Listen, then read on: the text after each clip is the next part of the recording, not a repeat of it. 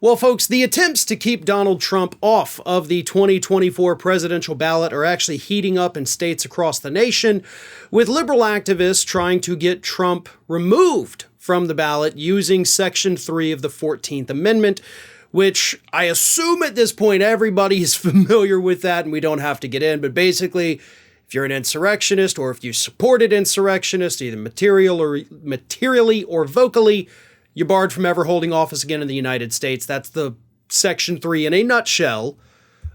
So you've got these groups out there, you've got lawyers that are filing legal challenges using that Section 3 of the 14th Amendment to try to keep Trump off the ballot.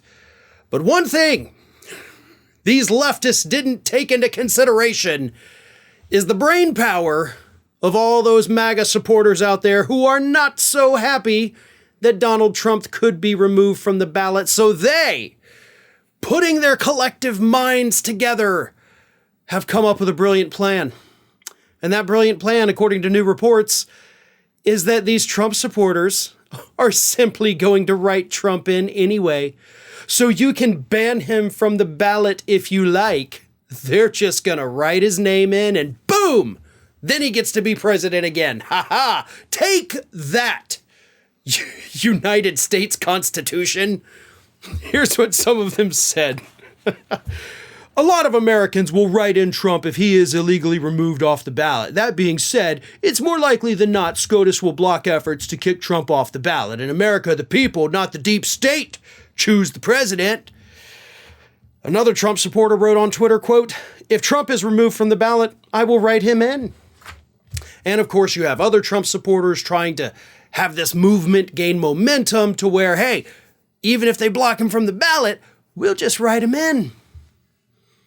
Because apparently that's how the 14th Amendment works. Nope. No, you see, the 14th Amendment isn't about ballot access, okay? That's what these idiots don't seem to understand. The 14th Amendment is about being barred from holding public office.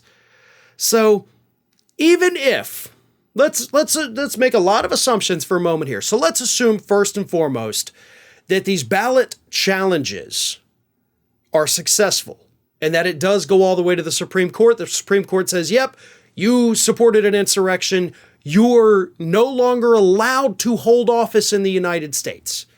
So let's assume that that happens first. And again, we won't even get that far, but let's assume that that happens and they say, yes, 14th Amendment applies. Trump can't hold office in the United States.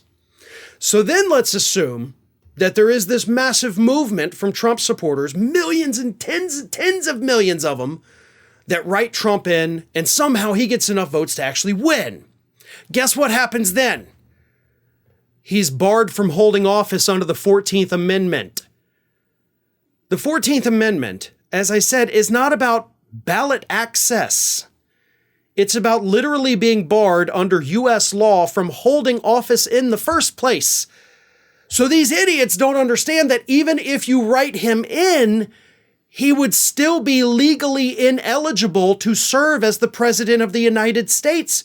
Hell, if he's barred under the 14th Amendment, he's legally barred from even being elected as a dog catcher. That's what the 14th Amendment is, but these people are so dumb, they don't realize that.